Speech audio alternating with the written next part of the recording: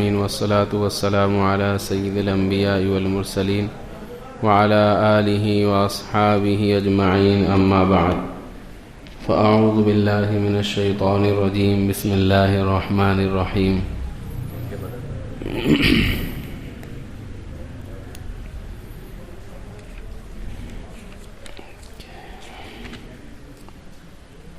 وَأَقِيمُوا الصَّلَاةَ وَآتُوا الزَّكَاةَ وَارْكَعُوا مَعَ الرَّاكِعِينَ أَتَأْمُرُونَ النَّاسَ بِالْبِرِّ وَتَنْسَوْنَ أَنفُسَكُمْ وَأَنْتُمْ تَتْلُونَ الْكِتَابَ أَفَلَا تَعْقِلُونَ وَاسْتَعِينُوا بِالصَّبْرِ وَالصَّلَاةِ وَإِنَّهَا لَكَبِيرَةٌ إِلَّا عَلَى الْخَاشِعِينَ الَّذِينَ يَظُنُّونَ أَنَّهُمْ مُلَاقُو رَبِّهِمْ وَأَنَّهُمْ إِلَيْهِ راجعون صدق اللہ العظیم۔ یہ سورہ بقرہ کا چوتھا رکوع ہے۔ کل گزشتہ کے درس میں بنی اسرائیل سے متعلق ہمارے سامنے کچھ باتیں آئی تھی۔ خاص طور سے اللہ نے بنی اسرائیل کو ایمان کی دعوت دی، اس لیے کہ یہ اہل علم کہلاتے تھے۔ ان کو اپنی نعمتیں یاد دلائی تاکہ یہ اللہ کی نعمتیں یاد کر کے کم سے کم اللہ کا احسان جان کر اپنے وعدے کو پورا کرنے والے بن جائیں۔ تو کل کے درس میں ان کو ایمان بالقرآن کی دعوت تھی کہ تم قرآن پر ایمان لے آؤ، اور قرآن پر ایمان در حقیقت اللہ پر، اس کے رسول پر بھی ایمان تھا، اور ان کو یہ سبق، یہ تعلیم دی کہ تم حق کو چھپاؤ مت، حالانکہ تم حق کو اچھی طریقے سے جانتے ہو۔ آج اللہ تبارک و تعالی نے یعنی آج کی ان آیتوں کے اندر ان کو دعوت دی ہے اعمال کی کہ تم ایمان لے آؤ، اور ایمان لانے کے بعد اقیموا الصلاۃ وآتوا الزکاۃ، نماز قائم کرو اور زکوٰۃ ادا کرو، وارکعوا مع الراکعین، اور رکوع کرنے والوں کے ساتھ رکوع کرو۔ یہ اعمال کی دعوت۔ اور ہم سب جانتے ہیں ایمان کے بعد اسلام میں سب سے اونچا عمل وہ نماز کا ہے۔ ایمان کے بعد اسلام میں سب سے اونچا عمل نماز کا ہے، اس لیے فرمایا کہ تم ایمان لے آؤ اور نماز قائم کرو۔ ہم نے گزشتہ کبھی عرض کیا تھا، آپ قرآن پڑھتے جاؤ تو ایک یا دو جگہ آپ کو ملے گا کہ نماز پڑھو، ورنہ پورے قرآن کے اندر جہاں بھی اللہ نے نماز کا تذکرہ کیا ہے وہ اسی انداز میں کیا ہے کہ نماز قائم کرو۔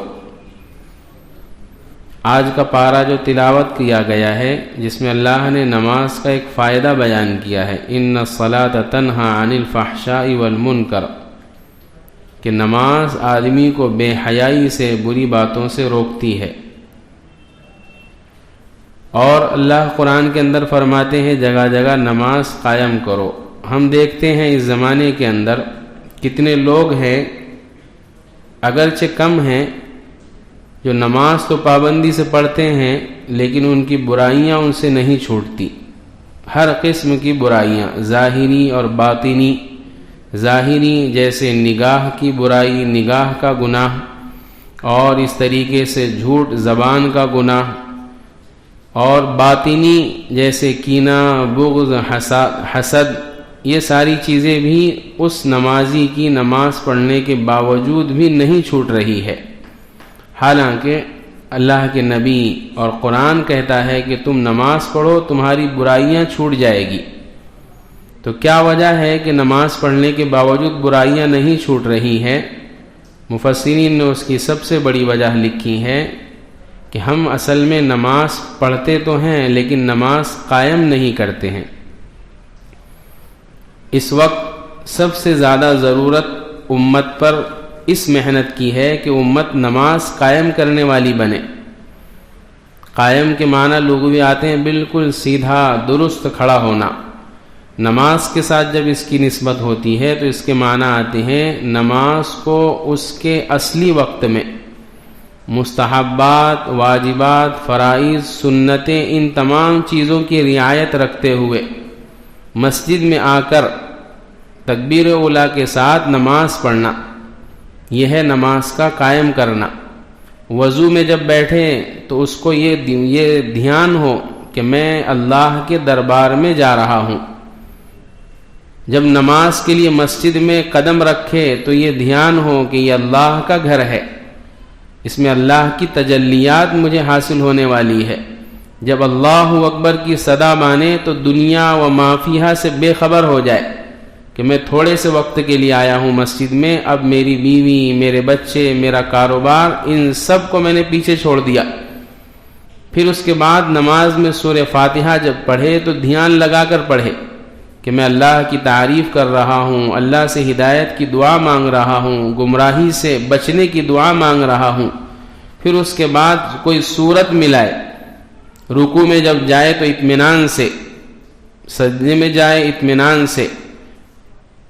جب اس طریقے سے مومن مسلمان نماز پڑھے گا تو پھر قرآن جو کہتا ہے، قرآن کی بات کبھی نہیں جھوٹی ہو سکتی، نبی پاک صلی اللہ علیہ وسلم کی بات کبھی نہیں جھوٹی ہو سکتی۔ قرآن کہتا ہے ان الصلاۃ تنہی عن الفحشاء۔ مفسرین نے لکھا ہے لوگ پریشان ہوتے کہ میں گناہ کیسے چھوڑوں، میرا گناہ نہیں چھوٹ رہا، کوئی نسخہ بتاؤ، کوئی فارمولہ بتاؤ، کوئی تسمیح بتاؤ۔ ساری تسمیحات کوئی کام نہیں آئے گی جب تک مسلمان نماز کو قائم کرنے والا نہیں بنے گا۔ آپ صلی اللہ علیہ وسلم اور اس کے پھر علماء نے طریقے لکھے ہیں کہ اگر تمہیں حقیقت میں اس لیے کہ بندے کو اللہ سے لینا ہے، اپنی ضرورتیں پوری کرنا ہے، اللہ سے تعلق بنانا ہے، اس کا ایک ہی سب سے بڑا سبب ہے، وہ ہے نماز۔ جنگ بدر بول رہے تھے ماسٹر صاحب، بولو، وہ بڑا لمبا عنوان ہے، کسی وقت بعد میں عرض کریں گے۔ وہ جنگ بدر میں بھی جو اللہ کی مدد ہوئی نا، وہ اسی لیے ہوئی کہ وہ لوگ نماز قائم کرنے والے تھے۔ دنیا میں آپ تاریخ اٹھا کر دیکھو اسلامی مجاہدین کی، جب بھی اللہ نے آسمان سے فرشتوں کو اتارا ہے اور مسلمانوں کی مدد کی ہے تو وہ مسلمان ہماری تمہاری طرح نہیں تھے جن کی نماز کے لالے پڑے ہوئے۔ ایک زمانہ تھا مسلمان تصور ہی نہیں کر سکتے تھے کہ نماز چھوڑی جا سکتی، نماز گھر میں پڑھی جا سکتی، یہ گمان میں نہیں آتا تھا مسلمانوں کے۔ سب کچھ چل سکتا، نماز نہیں چھوٹ سکتی، نماز گھر میں نہیں پڑھی جا سکتی۔ اسی لیے اگر پکا نمازی بننا ہے، نماز سے فائدہ اٹھانا ہے، اللہ سے تعلق قائم کرنا ہے تو نماز کو قائم کرنا سیکھے۔ وہ کیسے ہوگا؟ سب سے پہلے حضور کی نماز کو پڑھیں سیرت کے اندر کہ آپ کی زندگی میں نماز کا اہتمام کیا تھا۔ ابھی دیکھو حالات خراب ہے، لوگ اس کو خوشی سمجھ رہے ہیں، یہ بدلی کا موسم، یہ گرج، یہ کڑک، یہ خوشی نہیں ہے۔ حدیث میں ہے اللہ کے ناراضگی کی علامت ہوتی ہے بے موسم بارش کا ہونا۔ اللہ کے حضور صلی اللہ علیہ وسلم کے زمانے میں جب کبھی ایسا موقع پیش آتا، حضور اور آپ کے صحابہ مسجد دوڑے چلے آتے، نماز کی نیت باندھتے، اللہ سے تعلق قائم کرتے۔ حالانکہ حضور کا تعلق تو 24 گھنٹے اللہ سے جڑا ہوا تھا، آپ پر وحی نازل ہو رہی، تو جو باطنی تعلق جڑا ہوا تھا، ظاہری تعلق بھی نماز کے ذریعے جوڑ لیتے تھے، امت کو تعلیم دی۔ لیکن ابھی اتنا سب کچھ ہو رہا، نفل نماز کے لیے کوئی مسجد میں آئے تو بہت دور کی بات۔ محلے میں کتنے افراد ایسے ملیں گے آپ کو جنہوں نے فرض ہی نہیں پڑھی، اور کتنے لوگ ایسے ملیں گے جو فرض پڑھ کر چلے گئے، وتر اور تراویح نہیں پڑھی، اور دل پر جو بھی نہیں رینگ رہی کہ ہم اللہ کی نافرمانی کر رہے، اور اس کے بعد جلسے جلوس میں حاضر ہوتے ہیں اور یوں سمجھتے ہیں کہ کل صبح فرشتے ہماری مدد کو آنے والے۔ نہیں آئیں گے، قیامت تک نہیں آئیں گے جب تک مسلمانوں کی اکثریت بلکہ کل کے کل مسلمان 100% نمازی نہیں بنیں گے۔ اللہ کی مدد اور نصرت کے خواب دیکھنا امت کو بند کرا دے۔ یہ جھوٹے وعدے ہیں کہ نماز چھوڑ رہی ہے امت، اور یہ جھوٹے وعدے ہیں کہ نماز کا اہتمام نہیں ہے، کتنی بھی بڑی بھیڑ جمع کر لو، خدا کی قسم اللہ کی مدد اور نصرت آ ہی نہیں سکتی۔ امت اس زمانے میں نماز کو نہ بیان کرتی ہے نہ نماز کو سنتی ہے۔ ہر گھر میں آپ کو 10-15 افراد اگر موجود ہیں تو اس 10 میں سے 5-7 ضرور ایسے ملیں گے جو بالکل نماز نہیں پڑھتے، اور جو 5-7 پڑھتے ہیں اس میں سے 3-4 ایسے ملیں گے جو نماز کا اہتمام نہیں کرتے، اور جو 1-2 نماز پڑھتے ہیں وہ نماز قائم نہیں کرتے۔ گھر گھر کا مسئلہ یہ تو گھر گھر اللہ کے عذاب کو دعوت دینے میں لگا ہوا ہے۔ نماز چھوڑنا یہ گویا کہ اللہ کے عذاب کو دعوت دینا ہے۔ علماء نے لکھا ہے علاقے میں اگر نماز نہیں ہو رہی ہے، مسلمانوں کا علاقہ ہے، تو مسلمانوں کو حکم ہے کہ ان سے جہاد کرو۔ پھر کن سے جہاد کرو؟ غیروں سے نہیں۔ مسلمان علاقہ ہے اور معلوم ہے کہ پورے علاقے میں کوئی نماز نہیں پڑھتا ہے، تو پھر ان مسلمانوں کا جو نماز پڑھنے والے ہیں وہ کہتا ہے کہ غیروں کو چھوڑو، پہلے ان سے جہاد کرو، تلوار کے ذریعے ان کو نماز پر کھڑے کرو۔ اسی لیے صحابہ کی نمازوں کے واقعات پڑھو۔ اگر نمازی بننا ہے، ہم تو محنت کا میدان ہی چھوڑ دیا ہم نے، کیسے بنیں گے نمازی؟ حضور و فضائل اعمال حضرت شیخ نے لکھ دی، اس میں بھی 10-15 لوگ پڑھتے ہیں، اور کچھ کو یہ اعتراض ہوتا ہے کہ ہمیشہ سے وہی پڑھی جا رہی، نمازی بننے کا خیال نہیں ہے۔ کچھ صحابہ کے واقعات، تو آدمی خود بھی سیرت اٹھا کر دیکھے اور حضور کی نماز کی زندگی دیکھے کہ آپ کو نماز سے کتنا لگاؤ تھا۔ رات کی تنہائی ہوتی، آپ کے پاس بیوی موجود ہے، اٹھ جاتے، کھڑے ہو جاتے، حالانکہ کئی مرتبہ قرآن کی آیت، کئی مرتبہ کے عقیدہ ہے کہ سارے انبیاء کی اللہ نے مغفرت کر دی ہے، معصوم ہے، نماز پڑھ رہے، حضرت عائشہ منع کر رہی کہ آپ اتنی عبادت کرتے ہیں، پیروں پر ورم آ جاتا ہے، سوج جاتے ہیں۔ حضور جواب دے رہے افلا اکون عبدا شکورا، میں اللہ کا شکر گزار بندہ نہ بنوں؟ آج امت سے نمازی چھوٹ گئی، لوگوں کو دین کی دعوت اس انداز میں دی جاتی ہے کہ نماز کی کوئی اہمیت نہیں ہے۔ نماز کی تمہارے دین کے اس کام میں نعوذ باللہ نماز کی اتنی اہمیت نہیں ہے، دوسرے کام جمع ہو جاؤ، جڑ جاؤ، بیانات سنو، اس کی اہمیت ہے، نماز کی اتنی اہمیت نہیں ہے۔ اس طریقے سے ایک دماغ امت کا، سوچ امت کی بنا دی گئی، تو اس کو بدلنا ہے کہ نہیں، نماز کا جب مسئلہ آ جائے، آپ صحابہ کی سیرت تو پڑھ کر دیکھو، اذان ہو جاتی تو وہ اپنی اولاد کو، اپنی بیوی بچوں کو بھول جاتے تھے کہ تم سب اب ایک طرف، ایسا حال تھا۔ ابھی تو اذان کس کو کہتے ہیں، ایک زمانہ تھا کہ اذان پر لوگ پہلے ٹی ویاں چلتی تھیں تو آواز کم کر دیتے تھے، گانے کا آواز کم کر دیتے تھے، جو زیادہ رہتے تھے بیچارے وہ کم سے کم اتنی دیر کے لیے بند کر دیتے تھے ٹی وی، اور جو کم والے تھے وہ کیا کرتے، کم کر دیتے تھے۔ اب تو اذان ہوتی ہے، آپ اندازہ لگاؤ، چوک چوراہے میں گھومو، کوئی بات کرنا بند نہیں کرتا، کسی کے واک مین لگے ہوئے تو واک مین نہیں نکالتا، کوئی احترام ہی نہیں بچا نماز کا، اذان کا۔ تو جب اذان کا ہی نہیں بچا تو نماز تو اس کے آگے کی چیز ہے۔ تو اس لیے اس پر محنت کی ضرورت ہے کہ ہم سب حقیقی نمازی بنیں، اللہ سے دعا بھی کریں، کوشش بھی کریں، جب نماز پڑھے تو یہ دعا کرے کہ اللہ مجھے وہ نمازی بنا دے جس کا تو مطالبہ کرتا ہے۔ تو نماز کو قائم کرنا سیکھنا ہے۔ وَأَقِيمُوا الصَّلَاةَ، اللہ فرماتے ہیں ان اہل کتاب سے کہ تم ایمان لا کر نماز قائم کرو۔ اب نماز ایسی چیز ہے، حضور کی زندگی میں آپ دیکھیں گے، صحابہ کی زندگی، اب لمبا موضوع ہے بہت نماز کا۔ وَآتُوا الزَّكَاةَ، دوسری چیز فرمائی زکوٰۃ ادا کرو، زکوٰۃ ادا کرو۔ زکوٰۃ کسے کہتے ہیں؟ زکوٰۃ کے لغوی معنی آتے ہیں، زکوٰۃ کہتے ہیں بڑھنے کو اور پاک ہونے کو، یہ تو اس کے لغوی معنی۔ اصطلاح، شریعت کی اصطلاح کے اندر کہتے ہیں ایک خاص مقدار کا آدمی جب مالک ہو جاتا مال کا، تو اس پر ایک متعدد یعنی گنی چنی رقم جو اللہ کی طرف سے متعین ہے، یعنی 40% اس مالدار کے مال میں سے اس 40% مال کے نکالنے کو زکوٰۃ کہتے ہیں۔ اور زکوٰۃ بڑا اونچا عمل ہے، زکوٰۃ سے مال بڑھتا بھی ہے اور زکوٰۃ سے مال پاک بھی ہوتا ہے۔ وَأَقِيمُوا الصَّلَاةَ وَآتُوا الزَّكَاةَ وَارْكَعُوا مَعَ الرَّاكِعِينَ، اور فرمایا رکوع کرو رکوع کرنے والوں کے ساتھ۔ یہ کس کو فرما رہے اللہ؟ اہل کتاب کو۔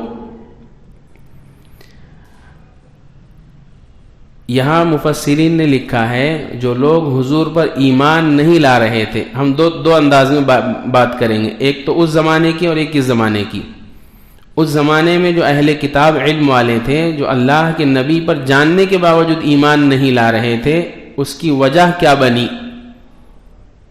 پیچھے ہم نے کل پڑھا تھا کہ ایک تو حسد وجہ تھی، اور دوسری 2 وجہ مفسرین نے اور لکھی ہے جس کی وجہ سے وہ جاننے کے باوجود حضور پر ایمان نہیں لائے. اس میں سے پہلی وجہ بنی حب مال، مال کی محبت، اور دوسری وجہ بنی حب جاہ، رتبہ اور مرتبے کی محبت. یہ 2 بیماریاں بڑی سنگین ہیں، بڑی خطرناک ہیں. اس زمانے کے اہل علم، بڑے بڑے علماء حضور پر ایمان لانے سے رک گئے اس لیے کہ ان میں یہ 2 بیماریاں پیدا ہو گئی تھی، حب جاہ اور حب مال، رتبے کی محبت، مال کی محبت. اللہ نے اس کا علاج بتایا ہے کہ دیکھو تمہارے مال کی محبت، حب جاہ کا علاج نماز ہے اور حب مال کا علاج زکوٰۃ ہے. مال کی محبت کا علاج زکوٰۃ ہے، رتبے کی محبت کا علاج نماز ہے. اس لیے کہ ان کو خدشہ تھا اس زمانے کے لوگوں کو کہ اگر ہم حضور پر ایمان لے آئیں گے تو ہماری آوک بند ہو جائیں گی دوسری طرف سے. ان کا اپنا ذہن تھا، تو پھر ہم جئیں گے کیسے، ہماری خواہشات، ہماری لذتیں پوری کیسے ہوں گی، یہ خدشہ تھا. اللہ نے اس کا جواب دیا، آگے اس میں آئے گا بھی، وَاسْتَعِينُوا بِالصَّبْرِ وَالصَّلَاةِ، فرمایا نماز اور صبر سے اللہ کی مدد طلب کرو. نماز پڑھو اور صبر کرو. صبر سے یہ ہوگا کہ تمہاری خواہشات رک جائیں گی، تو تمہاری جب خواہشات رک گئی، اندر سے ڈیمانڈ آنا بند ہو گئی، تو پھر اب تم کو دوسروں کے مال کی ضرورت نہیں پڑے گی، دوسروں سے ناجائز ناحق لینے کی ضرورت نہیں پڑے گی. خواہش تمہاری دل میں ہے نہیں، تمہاری ضرورت کم پیسوں میں پوری ہو جا رہی، تو اب تم وہ گناہ نہیں کرو گے جو پہلے کرتے تھے کہ اللہ کا حکم چھپا لیا اور دوسروں سے، مالداروں سے پیسے لے لیے. یہ تو علاج ہو جائے گا صبر کے ذریعے مال کا. اور یوں فرمایا پھر نماز پڑھو اہتمام کے ساتھ. جب نماز پڑھو گے تو جو تمہیں ایک چاہت ہے مرتبے کی، تو نماز اللہ نے ایسی عبادت بنائی ہے کہ اس میں ڈائریکٹ سر زمین پر رکھوا دیتے. ہوگا تو تیری گھر کا سیٹ، ہوگا تو تیرے گھر کا پی ایم سی ایم جو بھی ہے، لیکن ہمارے دربار میں تجھے سر ہمارے یہاں نیچے رکھنا ہے. آپ اندازہ لگاؤ، دوسرے کے سامنے ہم جھکنا گوارا نہیں کرتے، تھوڑا سا منڈی، لیکن اللہ کیا بولتے ہیں، یہاں تھوڑے سے کام نہیں چلے گا. جب تک تمہاری پیشانی یہاں قدموں میں نہیں ہوگی تب تک ہم تمہاری نماز کو نماز ہی نہیں مانیں گے. اسی لیے نماز تمام عبادتوں کو جامع ہے. اللہ نے جتنی عبادتیں رکھی ہیں نا، نماز کے اندر سب کے سب شامل ہے. ساری عبادتوں کو جامع ہے نماز. اسی لیے آپ جہاں بھی اللہ کو کٹ شارٹ میں بیان کرنا ہوتا ہے، وہاں ایک ہی چیز اللہ بیان کرتے، نماز. نماز میں ساری عبادتیں آ جاتی. یہ تو اس زمانے کے لوگوں نے، اس زمانے کے اہل کتاب نے اسلام پر عمل نہیں کیا، ایمان نہیں لائے. اس کی وجہ یہ بنی تھی خواہش اور لالچ. اس کا علاج دیا تھا صبر اور نماز. اب ہمارے زمانے پر ہم اس کو دیکھتے ہیں. آپ نے حدیث کی تعلیمات سنی ہوگی. اللہ کے نبی صلی اللہ علیہ وسلم نے فرمایا بازار میں جانا نہیں، جانا تو بقدر ضرورت، بوقت ضرورت. جب تم کو ضرورت ہو تبھی جانا، اور جتنی ضرورت ہو اتنے ہی دیر کے لیے جانا، واپس آ جانا. ٹھیک ہے، یہ تو بازار وہ ہے جو مارکیٹ سجی ہوئی، وہاں کا حال یہ. اس لیے کہ تم بازار میں جب لا محالہ گھومو گے، یہ دکھ رہا، یہ دکھ رہا، یہ دکھ رہا، تو پھر اب تمہارے دل میں خواہشات پیدا ہوگی، اور اس خواہش کو پورا کرنے کے لیے جیب میں رقم نہیں ہے. دکھ رہا ہے کہ یار یہ بڑی چیز اچھی نظر آ رہی، کتنے کی ہے؟ اس نے کہہ دیا 3000 کی، 1500 ہے. تو اب ضرورت نہیں تھی، خواہش پیدا ہوئی بس کہ یہ لیتا ہوں. اب اس خواہش کو پورا کرنے کے لیے تمہارے اندر اللہ نے صبر کا مادہ رکھا، اس کے خلاف عمل شروع ہو جائے گا تمہارا. کوئی دھوکہ دے گا، کوئی جھوٹ کہے گا، کوئی ناحق طریقے سے کمانا شروع کرے گا. یہ تو بات ہوئی اس مارکیٹ کی جو باہر سجی ہوئی ہے. اب باطل نے محنت کر کے وہ مارکیٹ ہمارے تمہارے ہاتھ میں دے دیا. کیسے؟ فلپکارٹ، امیزون اور کیا ہے، میشو، کتنی ویب سائٹ ہے. ہر آدمی بیٹھا ہوا ہے جو جانکار ہے وہ لگا دیا اس نے فلپکارٹ پر، دیکھ رہا موبائل کون سا آیا، چیز کون سی آئی؟ بازار میں ہی گھوم رہا ہے وہ، اب اس کو وہاں جانے کی ضرورت نہیں. اب وہ دیکھ رہا میرے جیب میں تو 4,000 ہے، یہ موبائل تو 8,000 کا ہے، 4,000 کہاں سے لاؤں؟ اب قرضہ مانگے گا، سود سے رقم لے گا یا کچھ اور کرے گا، اس لیے کہ دل میں نہ خواہش، ضرورت نہیں تھی. وہ دنیا جو اللہ نے بنائی ہے یہ ضرورت پوری کرنے کی جگہ ہے، خواہش پوری کرنے کی جگہ نہیں ہے. مسلمان کیا لگے ہوئے ہیں؟ خواہش پوری کرنے میں. اسی لیے جو صبر بار بار اللہ تعلیم دیتے ہیں وہ صبر ہاتھ سے چھوٹ جاتا. قرآن میں اللہ نے ایک جگہ کیا فرمایا؟ انما یوفی الصابرون اجرہم بغیر حساب. آج تم اپنی خواہشات کو پورا کرنے سے رکو گے، ساری انسانیت کو اللہ فرما رہے ہیں آج اگر تم اپنی خواہشات کو پورا کرنے سے رکو گے، کل اللہ معلوم ہے کتنا بدلہ دیں گے. انما یوفی الصابرون اجرہم، اللہ صبر کرنے والوں کا بدلہ انہیں دیں گے بغیر حساب، ان لمیٹڈ. تم کو معلوم ہی نہیں کتنا ملے گا، اتنا اللہ دیں گے صبر کرنے پر. لیکن صبر باطل نے محنت کر کے، ان کو معلوم ہے کہ یہ بنیاد اس سے پڑی ہوئی ہے کہ آدمی میں جب صبر نہیں رہے گا، خواہشات جنم لیں گی، تو پھر اب ہم نے جو دوسری چیزیں مارکیٹ میں پھیلا رکھی ہیں اس پہ مسلمان ملوث ہوگا. کوئی دھوکہ دے گا، کوئی چوری کرے گا، کوئی خواہشات پوری کرے گا.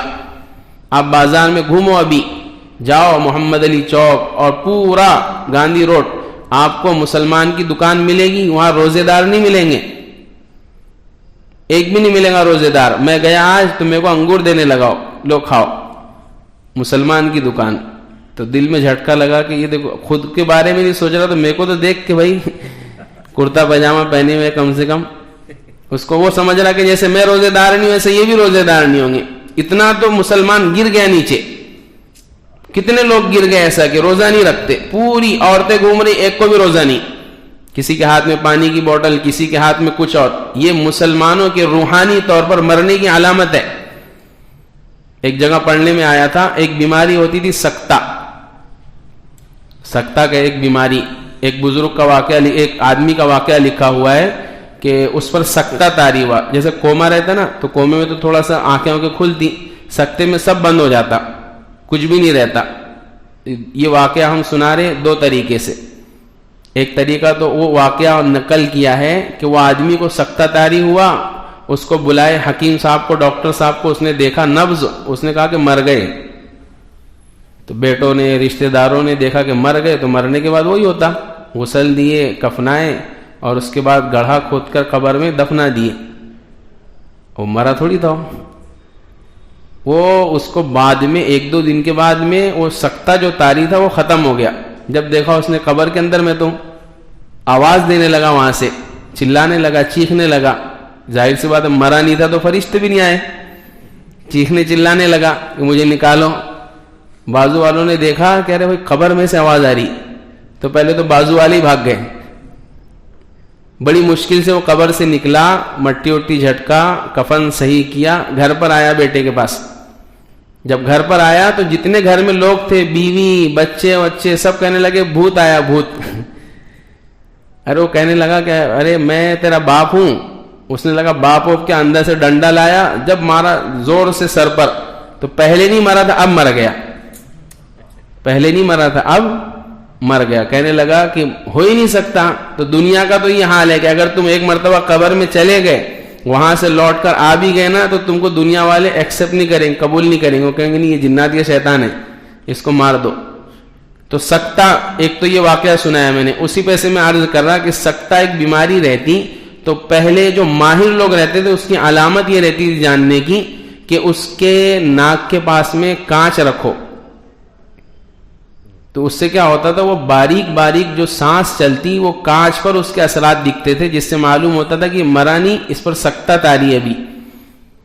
یہ علامت تھی. تو وہ لکھنے والوں نے لکھا ہے کہ وہ علامت پہچاننے کی کہ زندہ ہے کر کے.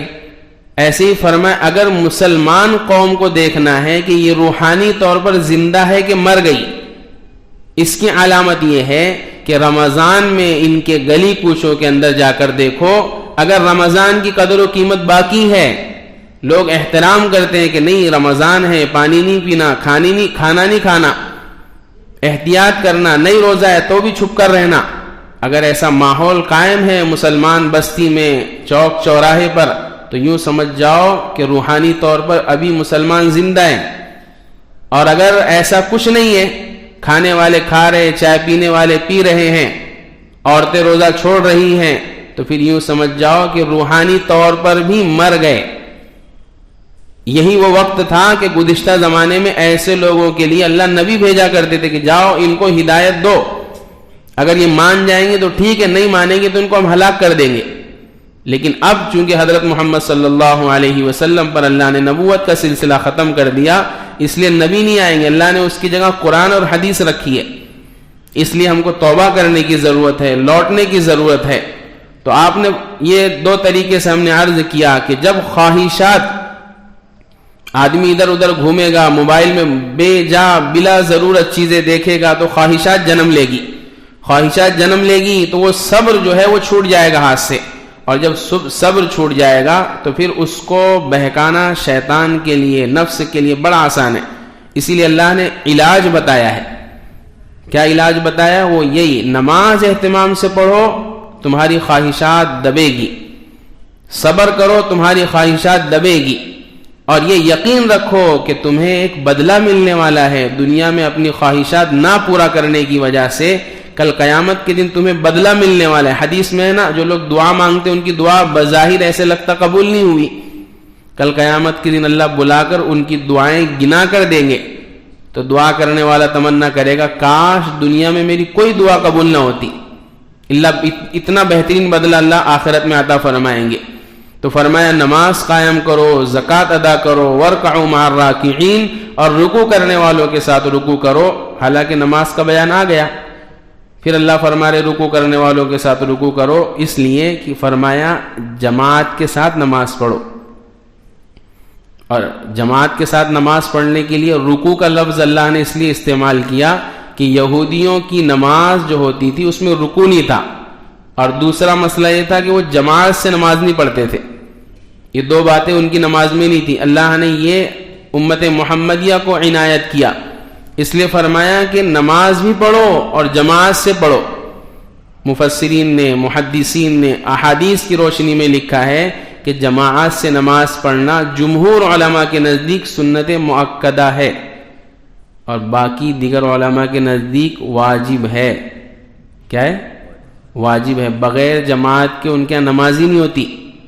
اپنے یہاں دیکھو نا، کتنی رمضان کے اندر لوگ بغیر جماعت کے نماز پڑھ رہے، جبکہ رمضان میں ماحول بنا ہوا ہوتا. تو بغیر جماعت کے نماز ہی نہیں ہوتی. مجھے اور آپ کو خیال ہی نہیں ہے، وہ ذہن میں بیٹھا ہوا کہ ہو جاتی، اسی لیے گھر سے نکلنا دشوار ہے. تو اسی لیے حدیث میں ہے کہ نماز مسجد کے قریب میں رہنے والا لا صلاۃ لجار المسجد الا فی المسجد، مسجد کے پڑوسی کی نماز تو مسجد میں ہی ہوتی ہے، گھر میں ہوتی ہی نہیں. کتنی لمبی حدیث ہے. نابینا شخص حضور سے اجازت مانگ رہے کہ یا رسول اللہ آنکھوں سے اندھا ہوں، کوئی لے جانے والا نہیں ہے، کیا میں گھر پر نماز پڑھ لوں؟ حضور نے اس سے کہہ دیا کہ ٹھیک ہے پڑھ لینا. وہ جا رہا تھا، پھر آواز دی کہ ادھر آؤ. فرمایا اذان کی آواز تمہارے گھر تک جاتی ہے؟ ہاں جاتی ہے. فرمایا پھر تو تمہیں مسجد میں ہی آ کر نماز پڑھنا پڑے گا. نابینا کو یوں کہا کہ مسجد میں آ کر کہو. یہاں تو بینا جن کو آنکھیں ہیں وہ بھی مسجد میں آ کر نماز نہیں پڑھتے، ذرا بہانے سے گھر پر نماز پڑھ لیتے. بھلے سے وہ نماز ہو جاتی ہے لیکن اس کا جو فائدہ ہے وہ حاصل نہیں ہوگا. تو بہرحال اسی لیے نماز کو جماعت کے ساتھ پڑھنے کا اہتمام کریں، اس کی عادت ڈالیں. اس کے بعد اللہ فرماتے ہیں تأمرون الناس بالبر وتنسون انفسکم وانتم تتلون الکتاب افلا تعقلون.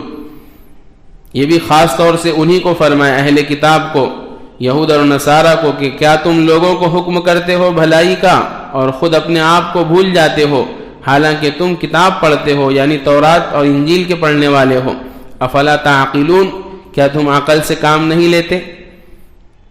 ان کے پاس یعنی مدینہ کے اندر یہود نصارہ کے پاس میں کچھ لوگ ان کے اسلام میں داخل ہو گئے. علماء جو تھے، جانکار جو تھے، وہ اسلام میں داخل نہیں ہوئے. جو کم جاننے والے تھے وہ حضور پر ایمان لے آئے. تو وہ رشتہ دار ان سے آ کے پوچھتے کہ ہم تو حضور پر ایمان لے آئے، بتاؤ حضور برحق ہے کہ نہیں؟ تو وہ اپنے رشتہ داروں سے کہتے کہ نہیں حضور برحق نبی ہے، آخری نبی ہے، ایمان لے آئے، بہت اچھا کیا تم نے۔ اور پھر ان سے کہتے کہ تم کیوں نہیں ایمان لاتے؟ تو کہتے نہیں ہمارا چھوڑو، اگر ہم ایمان لے آئیں گے تو وہی ہماری دکان بند ہو جائے گی، اس لیے ہم نہیں ایمان لاتے۔ قرآن کہتا ہے اتأمرون الناس، لوگوں سے کہتے ہو بالبر، بھلائی کا، کہ بہت اچھا کیا تم نے ایمان لے آئے، وتنسون انفسکم، اپنے آپ کو بھول جاتے ہو، حالانکہ تم کتاب یعنی تورات پڑھتے ہو، تورات کے اندر انجیل کے اندر لکھا ہوا تھا حضور کے بارے میں، سب معلوم ہے آپ کو، پھر بھی نہیں ایمان لاتے۔ کیا تمہیں عقل نہیں؟ عقل کے معنی آتے ہیں روکنے کے۔ عقل کو عقل اسی لیے کہتے ہیں کہ وہ بری باتوں سے روکتی ہے، اور جس کی عقل اس کو بری بات سے نہ روکے تو وہ عقل مند نہیں ہے، وہ بیوقوف ہے۔ قرآن اور حدیث کی نگاہ میں تو بیوقوف ہے، بھلے وہ اپنے آپ کو کہے کہ میں بڑا عقل مند ہوں، اس کی عقل اس کو حرام سے، اس کی عقل اس کو جھوٹ، غیبت، زنا، بغض، یہ ساری بیماریوں سے یعنی برائیوں سے نہیں روک رہی ہے، تو پھر اس کو اللہ کی نگاہ میں عقل نہیں ہے۔ دنیا والے بھلے اس کو عقل مند سمجھے۔ یہاں اسی آیت کی تفسیر میں مفسرین نے لکھا ہے قول اور فعل میں تضاد یہ نہیں ہونا چاہیے۔ قول اور فعل میں تضاد کا مطلب یہ ہے کہ جو بولو وہ کرو، ایسا نہیں ہونا چاہیے کہ جو بول رہے اس پہ خود ہی عمل نہیں ہے۔ یہاں دو باتیں ہیں، یہ ہمارے لیے بڑا خطرناک ہے۔ یہ بیان کرنا جو مسئلہ ہے نا، یہ بڑا کٹھن مسئلہ ہے۔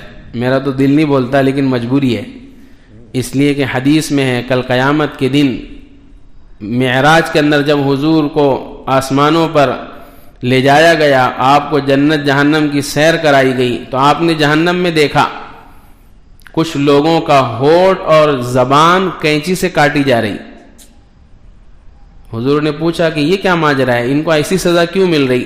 فرمایا یہ وہ لوگ ہیں، یہ وہ واعظ اور بیان کرنے والے ہیں جو دوسروں کو تو سمجھاتے تھے بھلائی کرو اور خود عمل نہیں کرتے تھے۔ اللہ حفاظت فرمائے اس کی۔ تو ایک جگہ حدیث میں ہے کہ اللہ کے نبی صلی اللہ علیہ وسلم نے فرمایا کہ جہنم میں ایک شخص کو ڈالا جائے گا، جب وہ جائے گا جہنم میں تو اس کی بدبو سے اہل جہنم بھی پریشان ہو جائیں گے اور کہنے لگیں گے کہ یہ بدبودار شخص کون آ گیا؟ تو جواب ملے گا کہ یہ شخص وہ ہے، یہ وہ واعظ ہے، بیان کرنے والا، لوگوں کو دین کی بات بتانے والا، جو دوسروں کو بتاتا تھا خود عمل نہیں کرتا تھا۔ قول اور فعل میں اس کے تضاد تھا، جس کے قول اور فعل میں تضاد ہو اس کی اتنی بھیانک سزا ہے، یہ تو یہ معلوم ہو گیا۔ لیکن اس کا یہ مطلب نہیں ہے کہ اگر آدمی خود عمل نہ کرے تو دوسرے کو دعوت بھی نہ دے، دو کام الگ الگ ہے۔ بعض لوگ اس آیت کی وجہ سے یوں کہتے کہ بیان ہی نہیں کرنا چاہیے، نہیں، واعظ کو بے عمل نہیں ہونا چاہیے، یہ مطلب نہیں ہے کہ بے عمل کو واعظ نہیں کہنا چاہیے۔ بے عمل ہے تو یہ نہیں کہ بہت سے لوگ بولتے نا ارے پہلے اپنے گھر کو تو سدھار لو، بیان کرنے والوں کو تانا دے دینا پہلے خود تو سدھر جاؤ، تمہاری نماز تو دیکھو۔ نہیں، دو کام ہر آدمی پر ہے، اپنی ذات سے جتنا علم دین کا حاصل کیا اس پر عمل کرنا، اس کے بارے میں الگ پوچھ ہوگی، اور دوسرا ہے دوسرے کو اس دین کی دعوت دینا، اگرچہ اس دین کی بات پر خود عمل نہیں کرتا تب بھی دوسرے تک پہنچائے، دونوں کے بارے میں الگ الگ سوال ہوگا۔ اس لیے ہاں کوشش یہ کرنی چاہیے کہ جو بیان کرو اس پر خود بھی عمل کرو، اس کی بات ہی کچھ اور رہتی۔ حضور صلی اللہ علیہ وسلم، صحابہ سارے کے سارے ایسے تھے، جو بولتے تھے اس پر خود بھی عمل کرتے تھے تو مجمع سننے والا اس کو فوراً قبول کر لیتا تھا۔ آج ہمارے زمانے کے اندر بیان کرنے والے بیان کر کے چلے جاتے، دلوں پر اثر کیوں نہیں ہوتا؟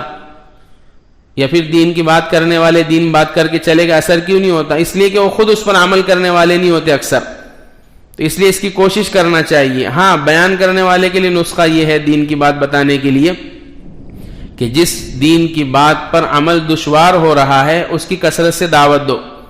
مولانا اشرف علی تھانوی کہتے ہیں کہ جو دین کی یا جو سنت میرے اندر نہیں ہوتی تو میں جمعے کے بیان میں اس کو ایک دم شدت کے ساتھ بیان کرتا، تو اللہ نے اس میں یہ تاثیر رکھی کہ جب تم دوسرے کو شدت کے ساتھ اس عمل کی دعوت دو گے تو پھر تمہارا نفس اس عمل کے کرنے کے لیے تیار ہو جائے گا۔ تو بہرحال اتأمرون الناس، یوں فرمایا ان کے لیے بھی، اور قرآن چونکہ قیامت تک کے لوگوں کے لیے، تو ان کو یہ دعوت دے رہا ہے کہ تمہارے قول اور عمل میں تضاد نہیں ہونا چاہیے، قول اور عمل یہ دونوں برابر ہونا چاہیے۔ واستعینوا بالصبر والصلاۃ، اور چونکہ یہ دشوار کام ہے، بیان کرنا اور پھر اس پہ عمل کر کے دکھانا معمولی کام نہیں ہے، یہ دشوار ہے، مشکل ہے، اس لیے فرمایا اس کو کیسے حاصل کرو گے، اس کا کیا علاج ہے؟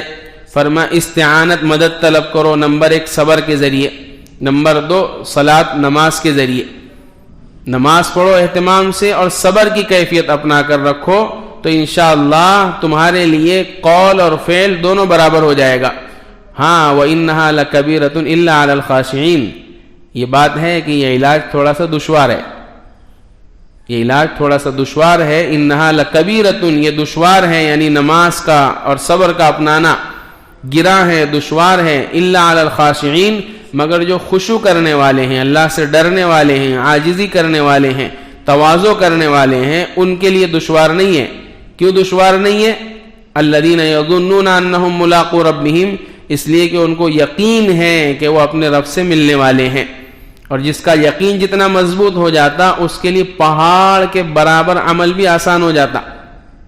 ہم بارہا مثال دیتے، مزدور کے لیے 100 منزلہ 50 منزلہ بلڈنگ پر کام کرنا کیوں آسان ہو گیا؟ ہوا میں کام کرنا کیوں آسان ہو گیا؟ ایسی بڑی بڑی فیکٹریوں کے اندر، پہاڑوں کے اندر، کوئلے کے اندر کام کرنا کیوں آسان ہو گیا؟ اس لیے کہ ان کو یقین ہے اس کے بعد ملنے والی اجرت پر، کہ ابھی مجھے پیمنٹ ملنے والی ہے، کام آسان ہو گیا۔ تو یوں فرمایا یہ دشوار تو ہے، پابندی سے نماز پڑھنا، سفر حضر میں نماز پڑھنا، صبر کا دامن نہیں چھوڑنا ہے دشوار، لیکن جو نماز، جو خشوع کرنے والے ہیں، اللہ سے ڈرنے والے ہیں، اس کی علامت یہ ہے کہ وہ اپنے رب سے ملنے والے ہیں، وَأَنَّهُمْ إِلَيْهِ رَاجِعُونَ، اور انہیں یقین ہے کہ وہ اپنے رب کی طرف لوٹ کر جانے والے ہیں، جہاں اللہ انہیں ان کے اعمال کا صلہ اور بدلہ دے گا۔ اب ان کے لیے آسان ہو گیا۔ اسی لیے دیکھو کہ ہمارے لیے جو کام دشوار جاتا، جو متقی اور اللہ کے نیک بندے رہتے ان کے لیے وہ کام آسان، ہمارے لیے ایک پارہ پڑھنا دشوار، اور جو اللہ کے مقرب بندے ایک ایک دن میں 15 پارے پڑھ لے رہے، ہمارے لیے 20 رکعت میں کھڑا ہونا دشوار، اور وہاں دیکھو تو وہ رات بھر وقت کا بادشاہ بھی ہارون رشید 200 رکعت نماز پڑھ لے رہا۔ کیوں؟ ان کو معلوم ہے کہ اللہ کی طرف لوٹ کر جانا ہے۔ تو جس کا جتنا یقین مضبوط ہو جائے گا، دین پر عمل کرنا اس کے لیے اتنا ہی آسان ہو جائے گا۔ یہ اللہ تبارک و تعالی نے ان آیات کے ذریعے ساری انسانیت کی، مسلمانوں کی رہنمائی فرمائی ہے، تاکہ وہ اپنی زندگی کے اندر ان صفات کو لائے، ان اعمال کو اپنائے۔ اللہ سے دعا ہے کہ اللہ تبارک و تعالی ہم کو بھی صبر اور صلاۃ کا پابندی کرنے والا بنائے۔ سبحان اللہ وبحمدہ، سبحانک اللہم وبحمدک، ونشہد ان لا الہ الا انت، نستغفرک ونتوب الیک۔ سبحان ربک رب العزۃ عما یصفون، وسلام علی المرسلین، والحمد للہ رب العالمین۔